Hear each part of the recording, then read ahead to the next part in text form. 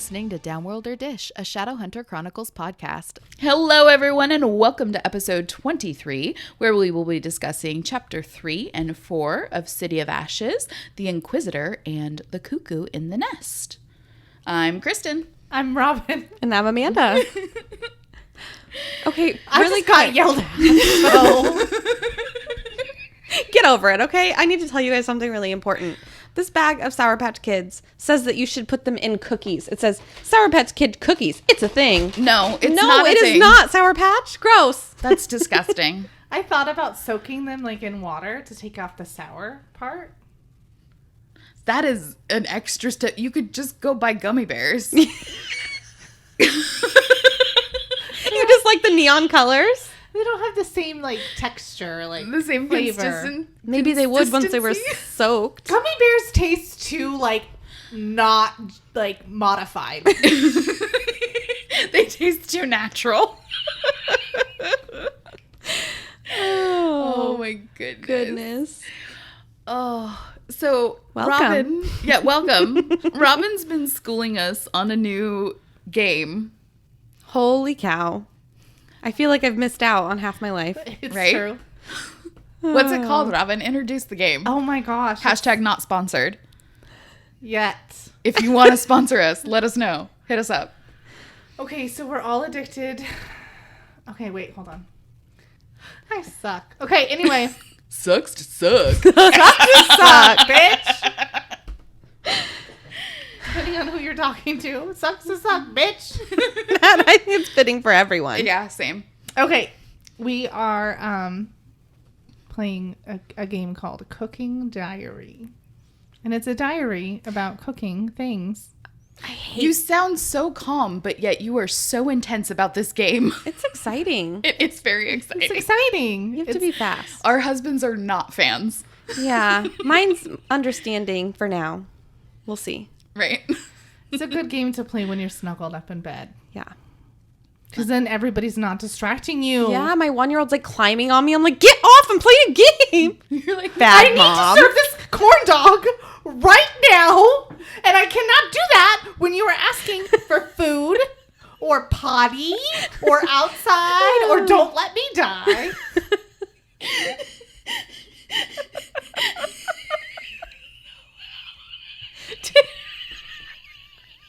Did we just break your computer? I think you broke my ear. Fashion it. I was literally, okay, true story. I was playing it the other day. An older child wants my attention, but she just wants to like tell me a 40-minute story. Like when my daughter tried to recite the entire plot of Hamilton. Exactly. This is like about a TikTok video, like a 40-minute explanation about a TikTok video. And I had literally no more shits left to give in my entire You're body. playing that Wrap It Up song, like. I was done. I was like, look, dude, I need 5 minutes where I'm not a mom or a wife or whatever the heck it is that you want me to be. And I'm going to make some hamburgers, okay? So can you just back out of my face? Put a sock in it. Like, I've been stuck in this house with you for 4 fucking months. Well, and then my husband was coming home. She's like, Dad, don't talk to her. She's not making food for us. She's making it for the Oh internet. my God, every time I turn on, why don't you go make me a sandwich? You like cooking so much. Cat, stop. You don't reward me with rubies when I cook you food. Oh my god. Anyway, it's a great game. We're having a lot of fun, the three of us. We're in a guild. And I've never been in a guild before. Robin is our Dumbledore. Yeah. I was thinking the Karate Kid thing.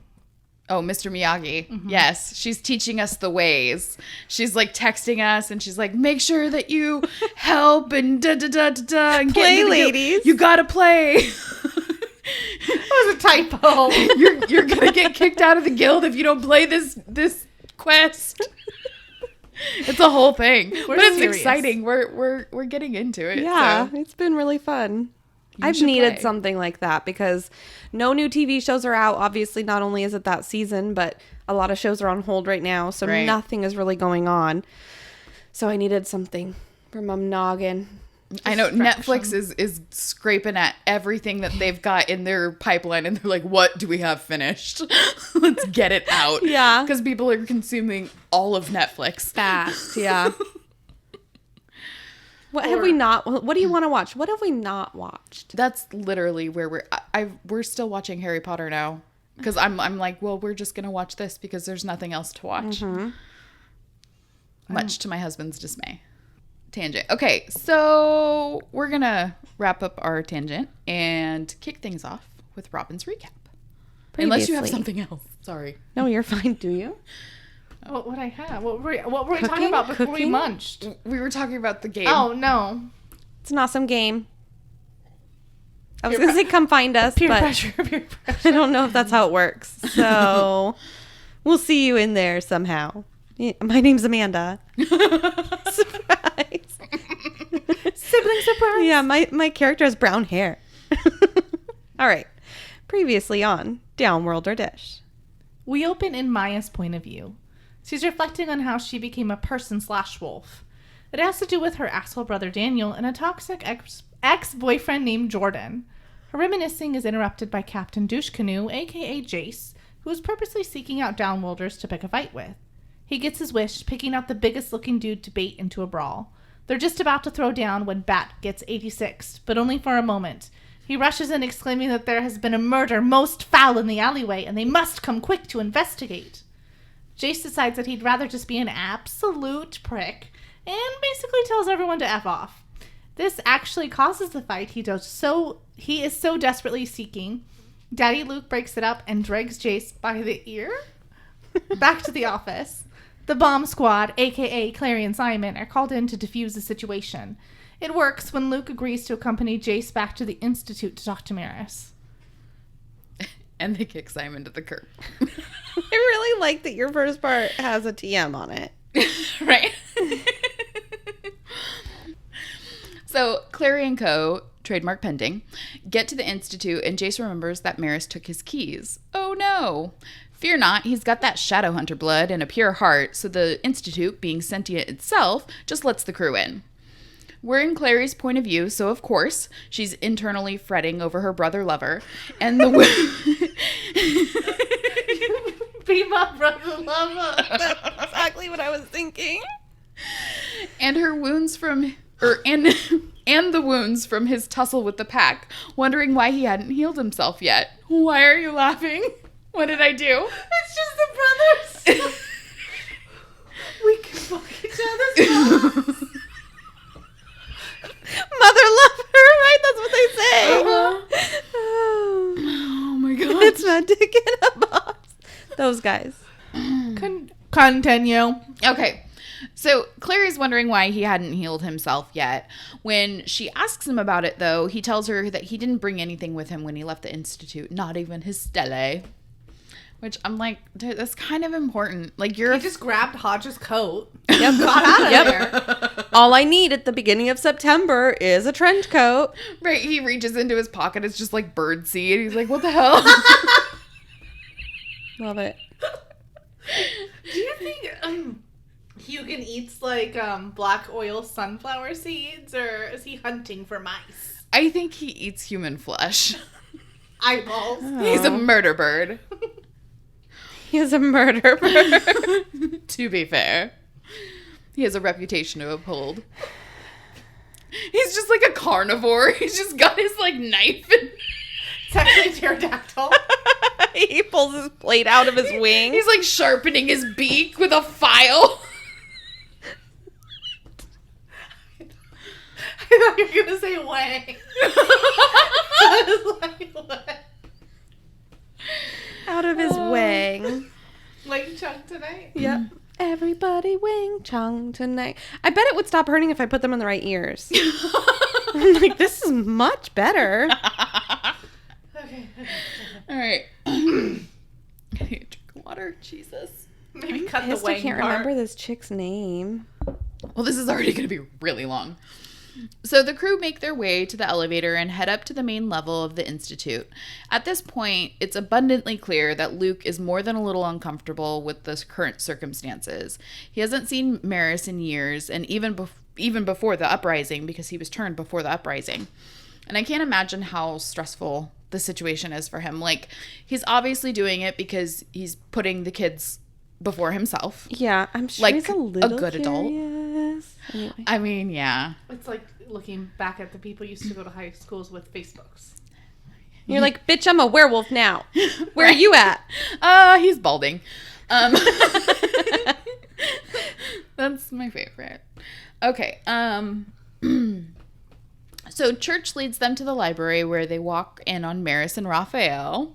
Oh, JK. I was very surprised. They're just talking. Oh. We get our first look at Maris through Clary's eyes, and she's exactly how I pictured her. So I'm going to read the description from the book. Behind the enormous plank desk that balanced on the backs of two kneeling angels sat a middle-aged woman with Isabel's ink-black hair and Alec's thin, wiry build.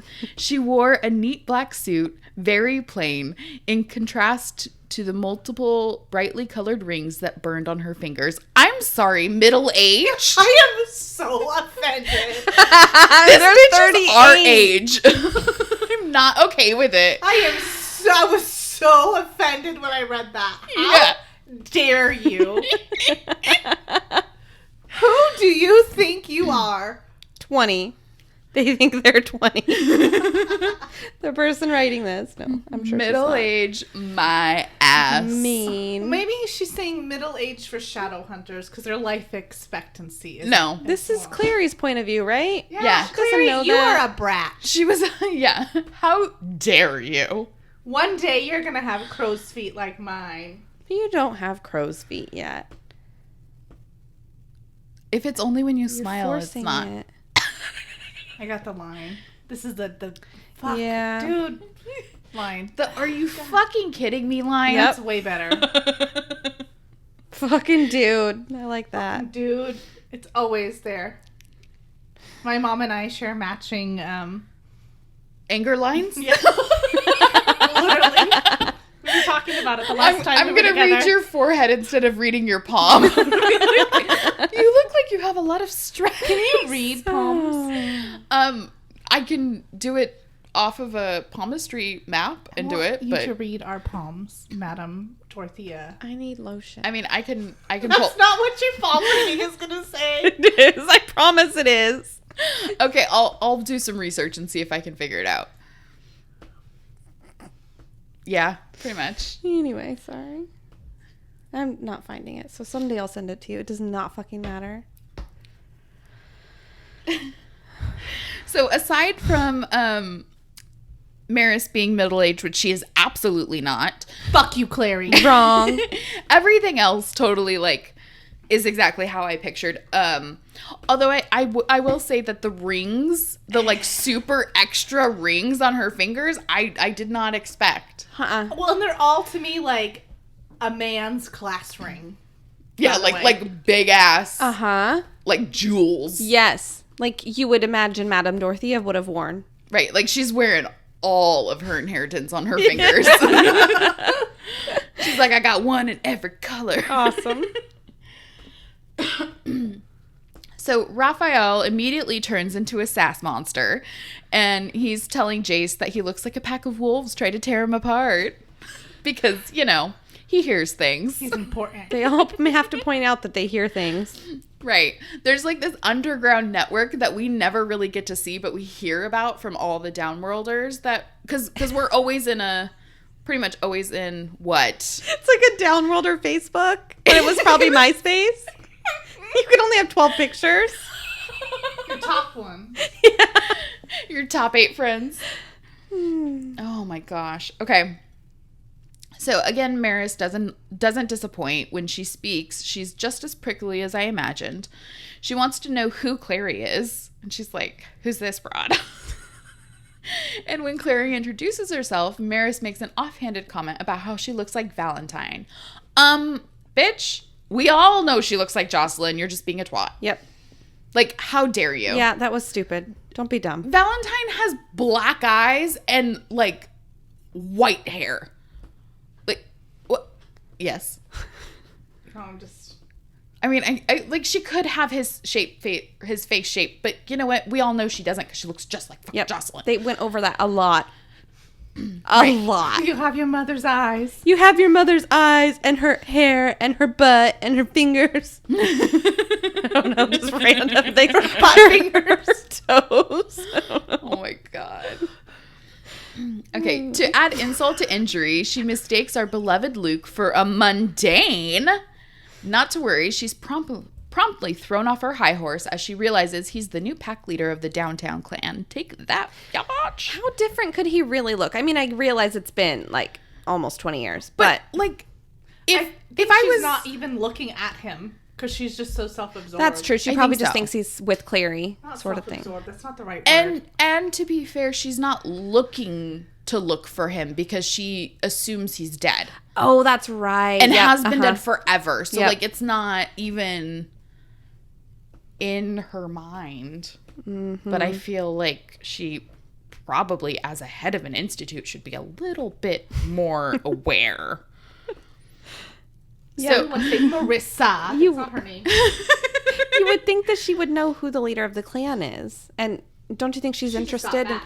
Oh, that's a good point. and he did just take over while she was gone. Yeah. So that's fair. Okay, it's all fine. So Maris dismisses Raphael, taking his word that the Vamps didn't have anything to do with the 2 recent child killings. Clary thinks she's rolling on a bad trip when Raphael starts to disappear.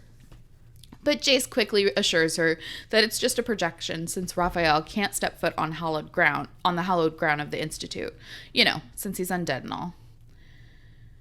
Once Raphael is gone, Maris wastes no time. She wants to know why Jace is back with his sister and a werewolf in tow.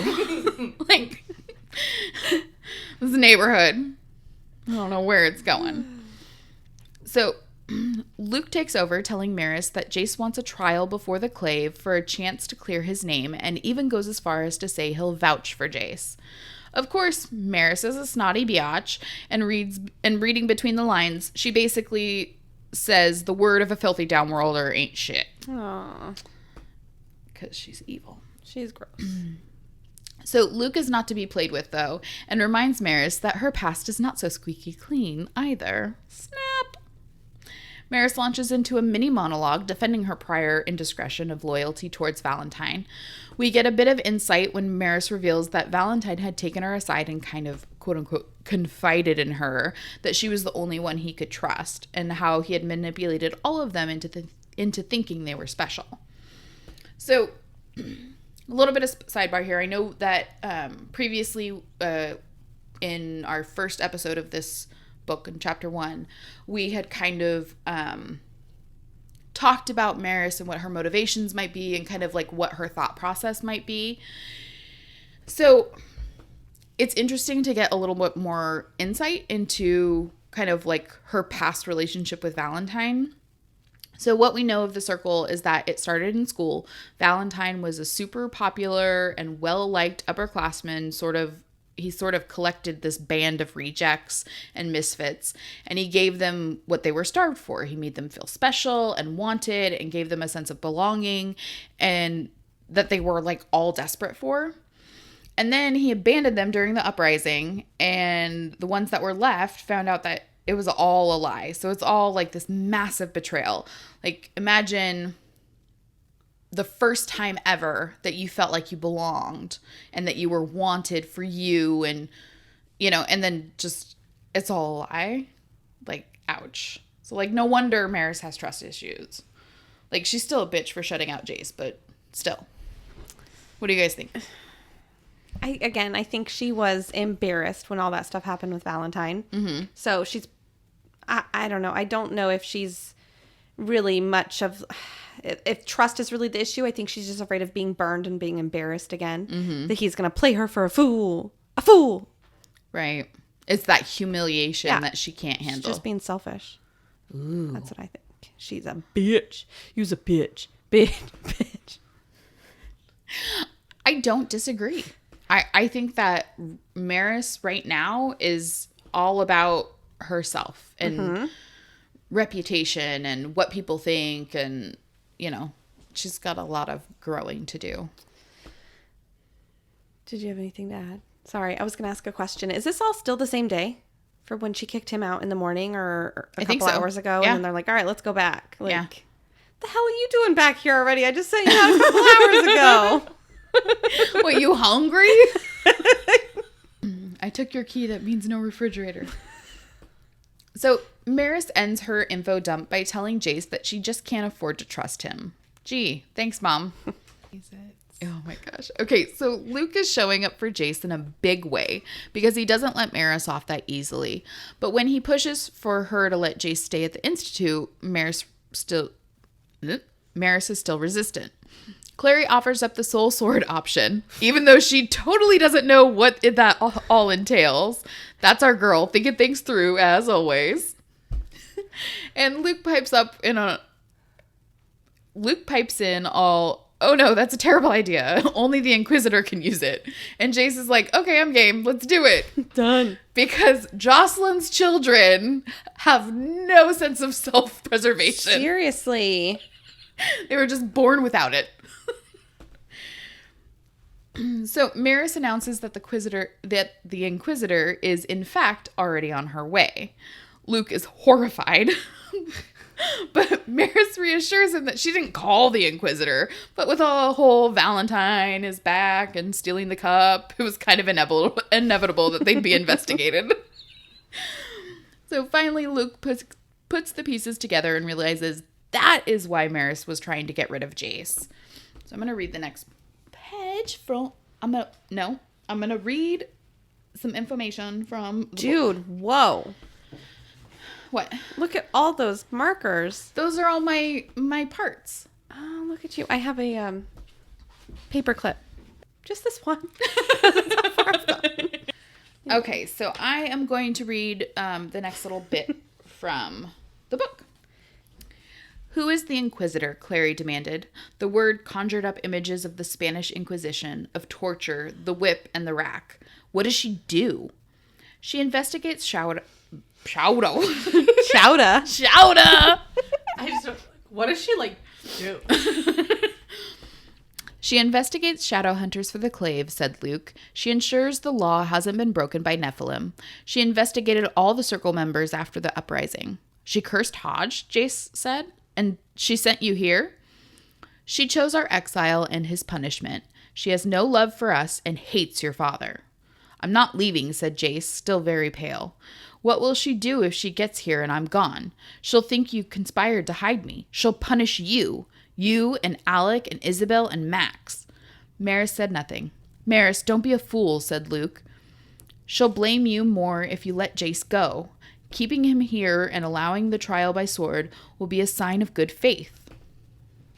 So, okay. They are just really okay with children getting tortured. What the hell? Well, I don't know if I'm happy or sad for Jace being able to stay. Yeah. Because, at least he has a place to stay. Right. When somewhere he knows, but man, that'd be uncomfortable. Right. It's like he's not getting welcomed back into the fold of a loving family. He's doing it so, as a sacrifice. Yeah, he genuinely sounds concerned, at least about the kids. Right. I don't know so much about this bitch. Right. So even though technically it had been her idea, Clary is none too pleased with the idea of letting Jace stay at the Institute and face the Inquisitor. But like Luke points out, that if Jace leaves, he'd be turning his back on the Clave and wouldn't be a Shadowhunter anymore. He'd have to live as a Mundy. The horror. Dude, I think that's really messed up of Maris to take that choice away from him. Yeah. That is super, she knows that means everything to him. Mm-hmm. Right. Such a bad parental unit. Yeah. And she didn't even tell him. No, yeah, he didn't even have an option. I wonder if the Inquisitor would have tried to find him, though. Right. Is she an investigator, too? I think... Because this seems like something I would be good at. Yeah. I do think she would have tried to find him. For sure. But it just...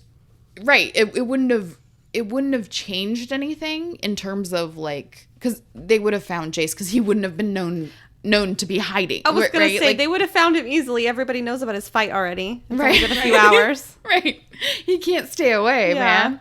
Right. Although Maris didn't know that, so. Right. It would just make Maris and the Lightwoods just look bad, you know? So Luke has the best exchange with Maris. And so I'm going to read you a little snippet. He does have something on his side, something the members of the Circle did not have after the uprising. And what is that? Maris asked. Luke smiled faintly. Unlike you, he said, Jace is telling the truth. Bam. Boom shakalaka. Luke totally dunked on that uptight biatch.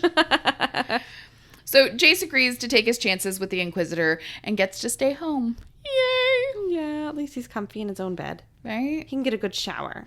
I gotta give a round of applause to Luke because his snappy comebacks are gold. Yeah. Especially up against Maris. He's like, oh, bitch. You think you got the corner market on Sassy? I don't think so. Use a liar. Okay, well, Clary. That took an hour Ooh. to get to that point. I mean, most of it was us just BSing. But Blah, yeah. blah, blah, blah, blah. Clary and Simon are at Luke's house working through the age-old problem of what to eat. Luke comes in and announces that he ordered pizza and called the hospital. He tells Clary there's been no change with Jocelyn. And that's weird to me because I feel like he would just say there's been no change with your mom. Like, right. Why call her by name? I don't know. It's odd. I guess it's good for the story. I don't know. Anyway, Clary tells Simon she thinks her mom hasn't woken up yet because she's waiting for something or someone. Honestly, who freaking knows what Valentine put in her poor veins. So, but can you guys remind me? I don't remember. Maybe we touched on it and I'm just a dum-dum. Is she in her Mundy hospital? Mm-hmm. Okay. So what would they have said when they brought her in? Like, we found her in the streets. So she's in a mundane hospital, but like no one knows what's wrong with her. So it's like maybe a mundane will be able to fix it. We don't know. Yeah, right. Because they don't know. So why not try her? Right. Okay. These are all questions that I'm sure I'll find out later. And maybe they've already talked about them. Did Magnus come see her at all? I can't remember if he came or if he just did Alec. He did. They never explain it, but I'm sure he did. Okay. Well, quickly changing the subject, Simon asks about their trip to the Institute. While Clary is giving Simon the rundown, Luke chimes in and corrects the pronunciation of Maris's name. He breaks it down as Mayris. Is that? Mayris. Mayris? Is that what it is? I mean, that's how I've always heard it say is Mayris or Maris. Okay. Mayris is weird when the R is before the Y. Like, I don't know.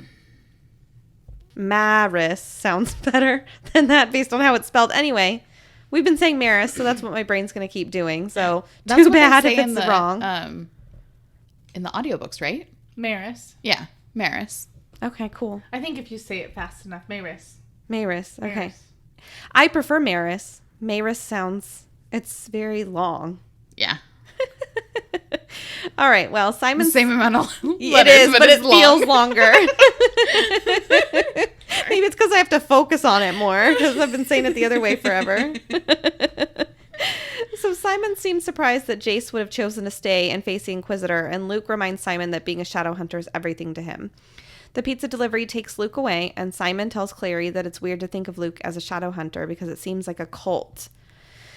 And once again, Simon is not my favorite. I just get the feeling that since he's obviously jealous of Jace, he's trying to just talk a bunch of shit about Shadowhunters to pull Clary away. And it's just annoying. Like, come on. It's her life, dude. Right. Her entire family is in it. Chill. Right. I think he's also jealous that he can't be a part of it. Yeah, that's a good point. I think he is taking, because he was all gung-ho at first. That's and true. then he realized what kind of danger being a mundane in that world really can be with the whole Hotel du Mort thing. And I think he's just like, well, I can't go with her. Mm-hmm. So I want her to come back. And yeah, he's jealous of Jace. He wants to, like, I mean, if she joined a band that Jace was in, like, he'd be like, that's a stupid band. Come join my band. I told Andy earlier, by the way, my band name would be Cake on the Banister because that's what I texted him earlier because I left him cake upstairs. Like a dog or a child in timeout. Poor dude. Oh my God. Did I tell you my niece's new boyfriend's band name? I don't think you told us. We heard about the band. Pope in a Cure shirt. Or no, Pope in a Cure t-shirt. That's the name. Robin's just staring. No reaction. So many words coming I'm not at a me. robot. It's crazy. Yeah. That's great. Anyway. Well, Simon, and I think trying to make Clary jealous, I don't know, I got the feeling, maybe not, tells Clary about the girl Maya that he had met at the bar and asks Luke if she's part of the pack. Luke explains that she's a pretty good kid and sometimes watches the store for him in exchange for books. And when? In the last 7 days. He did specify it was when he goes to see Jocelyn in the hospital. So Fine. I guess she has been watching the store. So yeah, exactly, because he's new. So Simon, and super rudely, in my opinion, asks if it's because Luke is short on money, which in turn gets Luke talking about the Morgenstern jewelry Jocelyn was selling off bit by bit for monies. And he says those are all gone now, though Valentine may have recovered them from the wreckage of your old apartment. So it got me thinking, do you think Valentine cleaned it? Had one of his warlocks do it for him? Like, there's no way he would have actually gone there, right? But he would have recognized his jewelry. Maybe no one else would have. Maybe. Answer all my questions, Robin, now. I would think Valentine would come. You think? Mm-hmm. Yeah, once it was secure. Like I after think Madame he would have Dorothea? went to go get Jocelyn. Oh, I don't think he went to go get Jocelyn. I think he sent people to go get Jocelyn. I don't know. He's just such a vengeful. Yeah, like he'd be standing in the hallway after they captured her or something. Yeah, Like, he'd maybe. he'd be the one to be the like, look into my eyes as I take you. I found you, sort of. Yeah. Icky. So anyway, I feel like Simon and Clary are those friends on Team Mom that have a script, a set of questions that they have to keep the storyline going. Because they're just asking like all these I don't know. Clary asks if the Lightwoods had really hoped that he was dead, and he explains that it would have been easier for them since they're charged with keeping peace between the Downworlders, and now Luke is strolling in, being a pack leader, and he's kind of a wild card. A maverick, if you will. Yeah. Luke goes on to tell them that he could feel the strength of the Grey Book's runes even after all this time when he was in the Institute. Always in your soul. Clary tells them that she's been wondering if she should get some marks. I'm so sorry. You should be. So rude. Fuck off. Fuck off. Okay, start from Clary tells. Clary tells them that she's been wondering if she should get some marks herself for protection, and Simon annoyingly demands to know what she needs protection from. I'm just like, her fucking father, maybe, you annoying, selfish little brat. I wrote that in all caps, just for the record. You can't have her all to yourself. Jeez Louise, let her go a little bit. I guess he's just getting her, he thinks. But it's annoying. I'm over it. Stop it. Anyway, remember that question from the last wrap-up that was like, if you could interject, I'd be like, bro, push him back a little bit. Josephine. Take yourself out of the sitch and look how you're acting. Right. Anyway, Luke explains that it's not really how it works, and most shadow hunters go through the process of training, etc., before they get their marks. However, he tells her that every shadow hunter should have a stele, and placing a stele on the... I feel like I'm reading one of those books that you have to push the button for the sound. The children's books. He puts a stele on the table for her and tells her that it was her mother's. She talks about how pretty it is, but while she's noticing the odd size, Luke explains that it's an old model, which I think is just so funny. It's not a firebolt. Yeah, it's just a knife. Like, there might be new, Yeah, that's what I was wondering too. Like, it has a new software upgrade. Like, what is how is it an old model? It's literally a piece of crystal on Adamus, right? Yeah, it's weird. Is it Adamus? yeah. I think it's Adamus on some sticky thing. Okay. I don't know. But I hate steles in the way that they're described. Okay. In my head, I like them because in my head they are the size of a pen. Oh, I forgot. It's not the knife, right? It's the wand thing. Yeah, it's the wand. Okay, I'm thinking it was a knife. Okay, my bad. Go on. So in my head, they're the size of a pen, right? Okay. And it's like the eraser point is the crystal, right? And it's a little bit longer, but it's like this, like around the size of a, thing. And it fits easily in a pocket. But the way they describe it, it's like between the size of like a pen and like a ruler. Or a yardstick. Right. Like, almost. Like it's like, yeah. It's excessively long. A yardstick or a yard. Right. Merc. That's a public school education. Yeah. But like it's not functional. Yeah. It's only a little piece of adamus that you need to burn your skin off. Okay, why does it have to be extra long? Because they need to fit it in their utility pants. Yeah.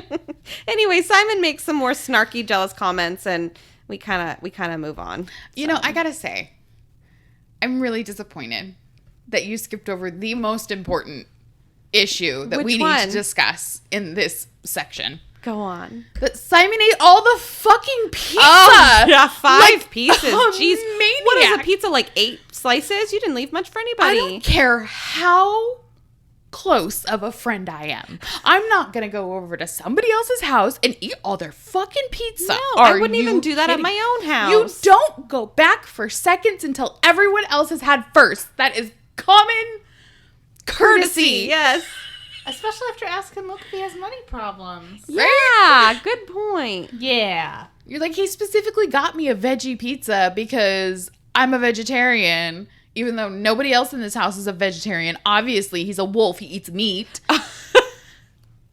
But I'm going to spit in the face of his kindness by eating all of the pizza. I was wondering why it was a veggie pizza. It's the same one that, like, the veggie burrito from last book.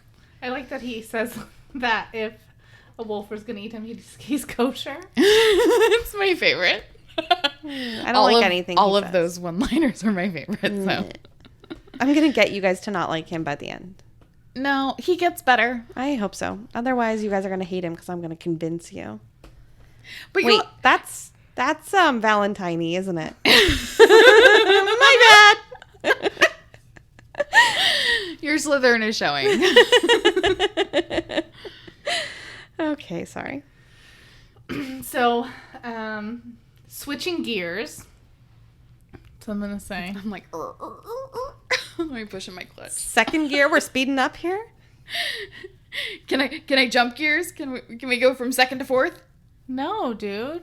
Okay, I don't think I've ever done that before. I've started in second before. Okay, why? Just accidentally. Oh, okay. Being mindless. Do you ever forget and you leave it in first when you park and then you hop forward and the car dies because you thought you left it in neutral? You're supposed to put it in gear when you park. I always leave it in It neutral. could roll down. Oh, that makes sense. Yeah, no, not me. Yeah, it needs to be in reverse or first. Anyway. Moving on. My bad. Okay, so Jace suddenly wakes up from a nightmare where Valentine is burning / branding marks onto his arm. And it's Alec at the door that wakes him up, telling him that Maris is waiting for him in the library again. And Jace says that he looked for Alec before he went to his room, because unlike Claire, he's a good friend. And Alec says that he was out. Oh. As Jace is changing, his shirt is sticking to his skin from dried blood, which is gross and painful. It is weird that he didn't shower before he laid down. He was so exhausted. Maybe a little drunk. Yeah, maybe. Sorry. That single malt whiskey. Well, one sip for a kid, That'll get ya. He tells Alec that he picked a fight with a pack of werewolves. And Jace tells Alec that he must also be scruffed up because it looks like he has a bite mark on his neck. Oh, weird. And Alec tries to pull off the whole I burnt myself with a curling iron bitch. And I have like giddy schoolgirl vibes pulsing through my entire body. I know. I'm over here like playing with my hands. I'm like, ah! I love it so much. I have goosebumps. Oh my gosh, I have goosebumps. Obviously, to be continued for Miss Amanda. Well, okay. Can I just chime in real quick? I'm sorry. Yeah. I'm assuming, just because it fits the storyline, that he was with Magnus somehow, right? But I cannot stop imagining him as like 40 years old. So I'm just super grossed out. So I can't wait to get to know him better and like him more so that I stop feeling icky about It's it. like 700, so don't Yeah. worry. Okay. I don't know if that's actually his right age. Well, that's what I was think it's asking 8. Robin the other day, because I was watching Hotel Transylvania 3, and they marry humans, and I'm like, I don't understand. You would just keep marrying humans. Like, they would die, and you would just keep getting married. It's weird. sad. That's what I'm talking about. It's the sad life of an immortal. Yeah, it's crazy. Absolutely. Anyway, you would think you would want to find someone that's the same as you. So you got to come That didn't into. happen. Anyway, You can't help who you fall in love with, Amanda. I guess that's a good point. Okay, sorry. It's okay. Thank you. So many questions. So many. Do you have questions? No. I always have so many questions. Okay. So Mr. Alec tells Mr. Jace that he had to clear his head about his mom and Hodge. And Jace apologizes about Hodge and says that he couldn't bring himself to tell them. And Alec admits that it looks like he is hiding things about his father. And Jace abruptly asks Alec if he believes him about the whole not being in cahoots with V-Tang thing. And Alec says of course he believes him, but Jace needs to remember that he can be a little harsh sometimes, that he needs to think before he speaks. And Jace decided to ghost. The feels are too strong for him. It might cause personal development. Reaching the library, Jace unwillingly compares the library to pre/post Hodge. And I feel really bad for these kids, especially Jace, because it's double trouble. Obs, we know that you can't just cut off your feelings for someone, and it's terrible that they're feeling shameful when they have positive thoughts about Hodge. I mean, he's totally a villain, but wasn't one all the time.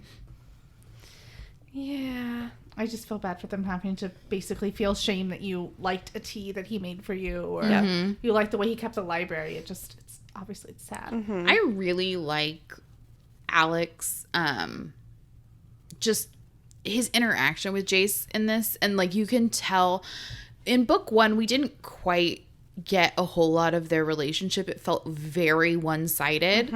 But here we can actually see Alec and Jace kind of interacting in a way where they feel like they're more on equal terms, like they're on equal footing. And I like that Alec is like, no, of course I believe you, but you've got to think about what everybody else is not your parabatai. Like, Right. He's like responsible. he is. I'm And sure. I like, and he calls him out, and he's like, no, you can't act like this because this and this. Like he tells it to him straight, which I appreciate. I have a question. Nothing to do with this. Sorry. So it's interesting that they have already like found their parabatai at such a young age, which of course they would have because they're best friends, basically brothers.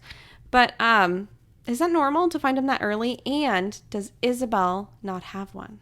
Isabel doesn't have one. They are described as rare, Oh. but they're not in this series. Like there's plenty of people We who see have it come parabatai. up often. Yeah, Okay. but it's not everybody, and it's not like a mandatory thing. And you can do the ceremony, the parabatai ceremony, between the ages of 12 and 19. Oh, so this is how it is. Their age is correct. Yeah. Crazy. So what happens if you guys get in a fight over who's going to eat the last slice of pizza and they just can't handle it anymore? They're just done. Done, son. There's no. It's not something you can just like. Okay. No divorcing. Right. Right. Got it. And it's like basically like a marriage ceremony. Like there's special runes and like a whole ceremony, and it's like some intense shit. I don't know why it feels very dorky. Yeah. It's like we are best friends it's the most intense Best friends forever. BFF blood pact that any 12-year-old has ever done. Weren't we gonna get matching tattoos? Yeah. Yeah. You should. We're getting parabatai tattoos It's gonna happen. to go over our other matching tattoos. Fix that shit. Carpet nectar. Yeah. It's gonna happen. We'll take pics. I'll take the pics while they get the pain. Done. I like it. So, the Inquisitor jumps out of Hodge's chair and asks if he is the boy. And Maris answers for Jace that he is the one. I don't even know what that's from. Anyway. This reminds me of when Bro Jay was there, and I just think it's funny. Everyone has to sit in the damn chair or like be in this library. Well, she's sitting there without the gas lamps and fireplace on. Anyway, bitch asks if he's Jonathan Morgenstern. Wrong. Don't do that. So I'm literally crossing my arms because I am so, like, I hate the Inquisitor so much that I just can't. She's, like, she is on par with Umbridge for me. Like, just the infuriating, like, just angry feelings. That's all the how I angry feel. feelings. Okay. So, as Kristen stated, she starts flexing her evil witch vibes by gliding over to Jace and demands to be called as such. You will call me Inquisitor. And Jace thinks about how he assumed that the Inquisitor was more like a silent brother, less evil villain. And somehow he musters the courage to put on his sassy pants and tells her that his name is Jace Wayland, motherfucker. Damn, Daniel. So, Jace is not going to be a, what's the word? A diplomat anytime soon. no. I think I should have said Jace motherfucking Wayland. Yeah. There you go. By the way, I totally screwed the pooch. Okay, so she's like, bitch, you don't have a right to claim that name. And by doing so, it makes you a liar, just like your father. Dang. To which Jace says that he's his own unique type of liar. And he's kind of offended that she would suggest otherwise. He literally does not help himself ever. Yep. Ever, Just got no ever, chill. ever. I love it. Little... I have to read from the book. So this is the Inquisitor. I see. A small smile curved her pale mouth. It was not a nice smile. You are intolerant of authority, just as your father was, like the angel whose name you both bear. Her fingers gripped his chin with a sudden ferocity, her nails digging painfully. Lucifer was rewarded for his rebellion when God cast him into the pits of hell. Her breath was sour as vinegar. If you defy my authority, I can promise that you will envy his fate. Dude, seriously? The law is hard, but it's a law, and the people who serve it are just as wicked. That was beautiful. Mm-hmm. Get out of here. Yeah. There's nothing that makes me crazier than a person in power with a vendetta. Yeah. Like, ugh, you've got an axe to grind and you are not objective. Get out of here. Okay, don't remember. Did they describe how old this bitch is? No. Okay, it's because I just get the feeling that she, like, had a crush on Valentine in high school, and he was not into her, and she's got to, like, seek her revenge on someone now. I think she's older because she was the Inquisitor when the uprising happened. Oh, okay, that's right. So I would assume that she would be older than her early 20s. Right. I agree. I concur. So her fingernails leave blood running down Jace's face, but he doesn't wipe it away out of just spite, I guess. That would feel weird, like when someone rubs your eyebrow wrong. Mm-hmm. Not someone. If you did it, it's just anyway. I know what you mean. Maris reminds her, and we find out her name is Imogen, that Jace has agreed to trial by the sword, and reading between the lines basically tells her to calm the F down. The Inquisitor takes this opportunity to remind Maris that she is still a stain on the Clave, and if it wasn't for a relatively clean record of running the Institute, she might be on trial also. You know, they wonder if she actually refutes Vitang, or if she's just so stupid that she fell for another one of his traps. Feeding into that same thing I was talking about. Well, and who is okay with her drawing blood from a child? Yeah, who keeps their nails that long? Dang, I'm jealous. They're acrylics. Yeah. They have bling on them. They're like dragon lady nails. Jeez. Oh, man. Okay. Jace tries to defend the Lightwoods, but apparently the tone of his voice irritates the Inquisitor, and she decides to compare him to a cuckoo bird, a parasite who lays its eggs in another bird's nest, then kills the baby birds and forces the parents to feed it. She keeps poking and trying to provoke Jace until finally... Yes, Jace said, unable to help himself. I was trained to be an evil mastermind from a young age, pulling the wings off flies, poisoning the Earth's water supply. I was covering that stuff in kindergarten. I guess we're all just lucky my father faked his own death before he got to the raping and pillaging part of my education, or no one would be safe. Oh, fuck. Lols. But stop. You're not helping yourself. Not the time. But really good for us. Thanks. Mm-hmm. Maris finally jumps in and tells her to lay off. He's just a boy. Speak for yourself, yo. It's from Dory. Anyway. Okay.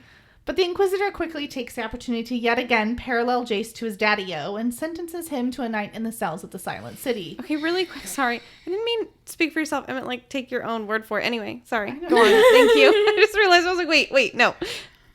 Sorry. It's okay. Whoa, dude. That escalated quickly. Yeah, I'm terrified. Like, it is so obvious that Imogen is taking out her own, like, personal issues on this kid that, like, she has no proof of anything. And this is the kind of stuff that drives me crazy about the Shadowhunter governing body, because it's all, like, there's no... Where are the checks and balances? God damn it. Well, it almost seems like she doesn't even need any proof. She's just tired of his attitude. So, Yep. Yeah. She can just GTFO. has ultimate power and do whatever Yep. she wants, which is, like, just not okay. I'm not On okay any with it. levels. No. Jace's internal monologue explains that the cells of the Silent City are basically reserved for rogue vamps and warlocks who break the Covenant, or Shadowhunters who have murdered other Shadowhunters, which poses a question: how does being a smart ass warrant having to go there? Mm-hmm. But Jace is staring blankly, thinking about all this, and the Inquisitor's like, good. Seems like you're already learning your lesson to keep your mouth shut. No. So I know. I mean, that's, you got to threaten him a little bit to get him to knock it off, right? I mean... The things that I want to do to this woman, and not in a sexual way. I know that might be confusing, given my usual commentary. However, I want her to hurt her so badly. She infuriates me so much. Okay, we have found Kristen's first rival of the book. Oh, we will be in a fight. I am. It's a knockdown, drag out. I've taken my earrings out. It's time to go. Okay, so now we're going to shoot over to Clary's point of view. And they're at, I was going to say Lucifer's. He already has a long name. Luke is already a nickname. I don't need to make another long name for Luke. Anyway, they're there, and the doorbell rings. And it catches everyone by surprise. So much so that Luke goes to the door with a knife. And Clary seeks to follow, and Simon pulls her back, as it seems that she's attracted to danger now. Now? Right. Right. But it's cool, guys. It's a false alarm. Because Luke is actually calling Clary over to the door to meet someone. It's Maya surprise. My surprise. Okay, so, like, I don't know why it's weird for Luke to go to the door with a knife, because, like, I do that. You should see, like, most of the time I just won't even go to the door. Yeah, if me I'm neither. home alone, I'm like, nope, sorry, they can leave it. Yep. I have a camera. I'll look on the camera first, or you can just nope. Yeah, I just, I got a package the other day, and Lincoln was sleeping, and they rang the doorbell twice and knocked the door. I'm like, dude, go away. Just leave it on the front porch like a normal person. Right? Put it in the pile, the Baskin pile. Yeah. Yes or no? Yeah.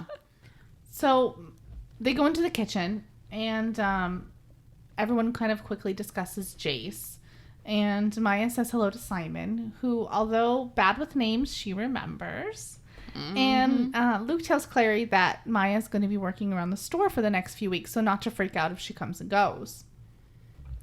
And Maya reassures her that she's going to be on the lookout for anything unusual. And this makes Clary, I think, jealous. Yeah, but Like maybe she doesn't want to be maybe she doesn't want to feel like she's being treated like a baby, like she needs a babysitter. But I totally understand.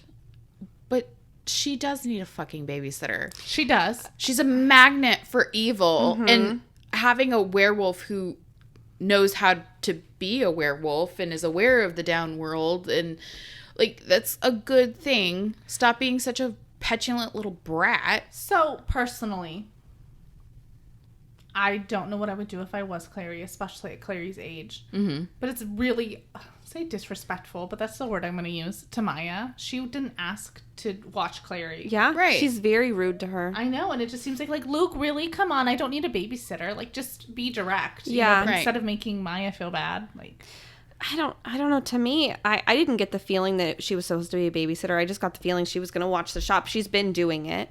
So why not? I think that she's not only jealous of Simon, but maybe she's a little jealous because she wasn't asked to run the shop. Because what the hell is she doing? You know, like maybe they could take turns watching the shop. I don't know if she's ever done that before, but I think it's multi-pronged. I think you're right about the babysitter. Like, well, who is this?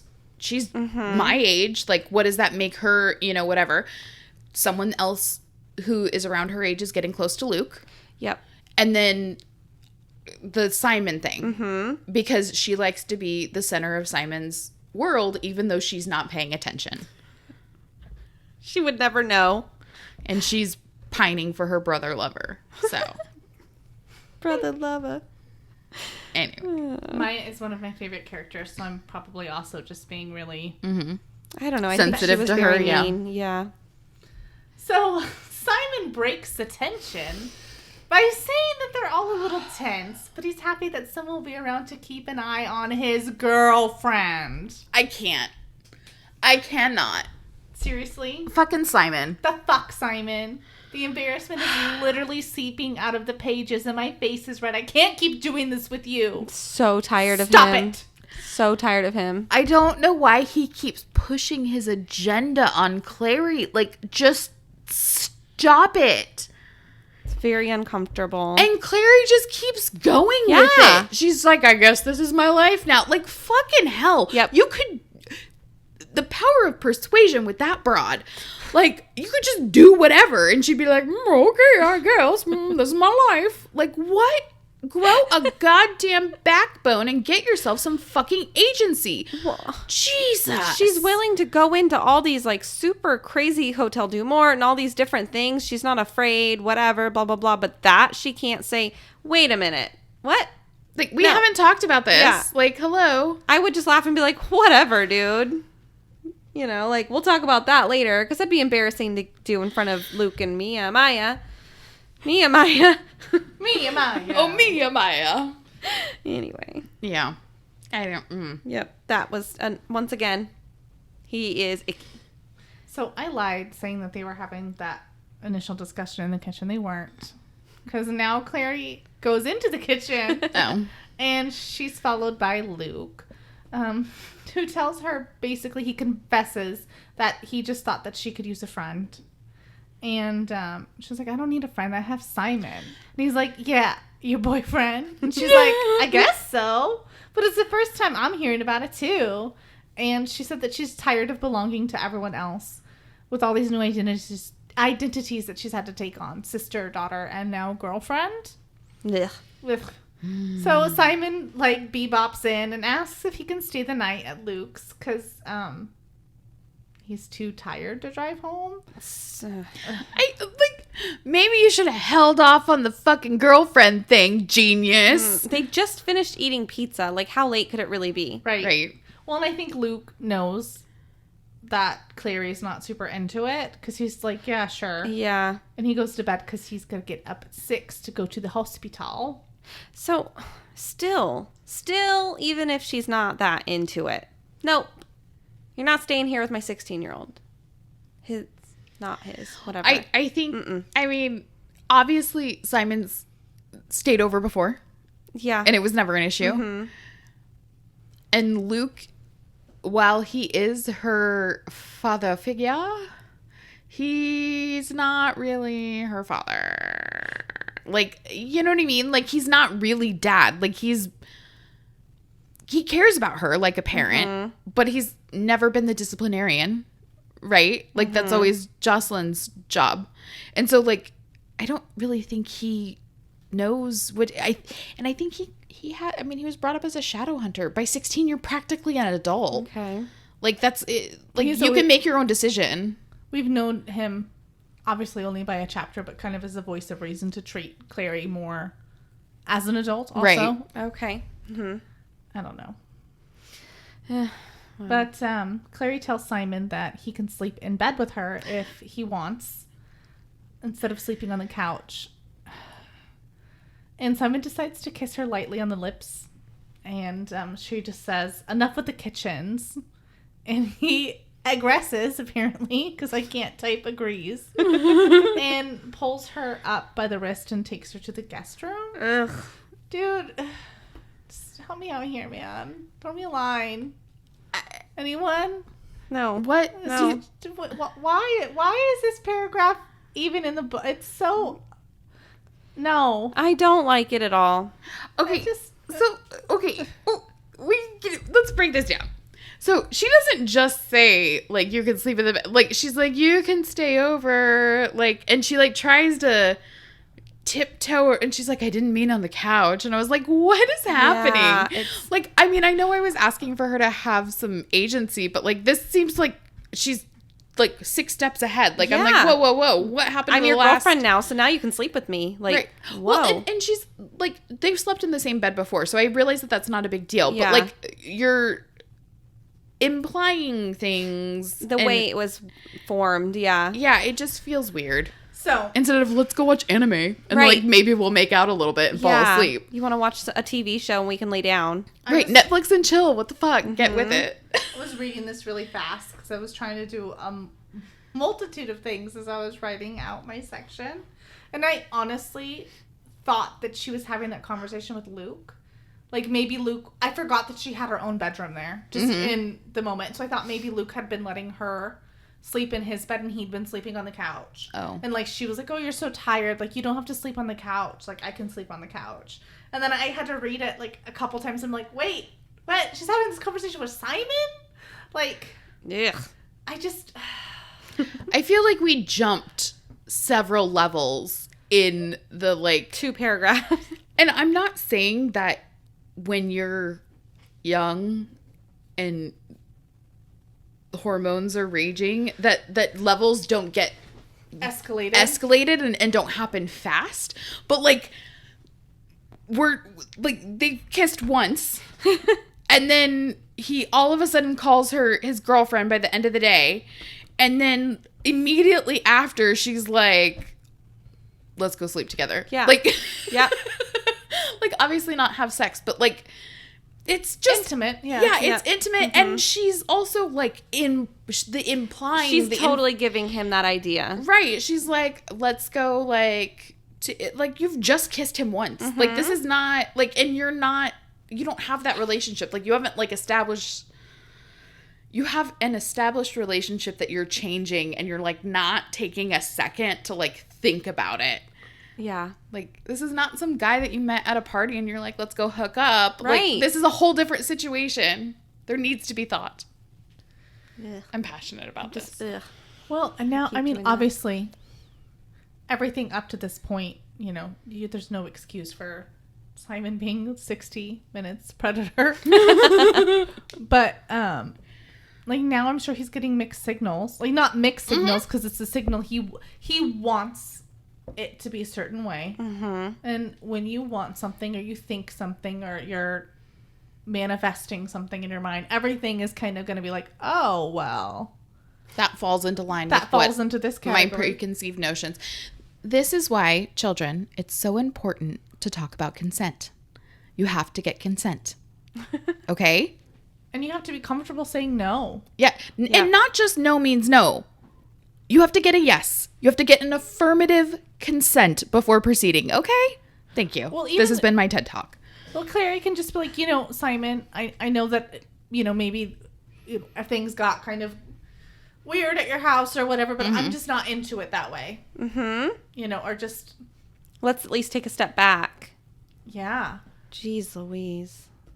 Yeah. Or maybe she is. I don't know. It doesn't seem like it. We've been in her head. Mm-hmm. But let's maybe ask some questions instead of just letting our pants take the lead. Yep. Okay? Bye-bye. Besides, it seems like a very long day. Right. I mean, I'm tired. You've been walking all over New York. I'm sure your feet stink. You need to change your fucking your socks. butt's sweaty. I mean, jeez Louise. We need to take showers. Oh, gross. Not to mention, he doesn't have a change of clothes. Is he going to wear Probably his... a And his jeans drag on the ground in New York City. I don't want that in my bed. Well, he's probably going to wear his boxers. Maybe Luke has a pair of sweats. I don't know. But Luke already went to bed, so they can't ask him. Although, in my head, Simon's really skinny, so he could probably wear Clary's sweats. Yeah. It's like Joey when he wears the women's underwear in that Friends episode. He's like, check it out. I'm comfortable in my masculinity. Oh, this is great. Good stuff. All right. I can't wait to read more to see what happens here because I'm over it. I'm over this Simon thing. I hope this doesn't work out. Anyway, that is all.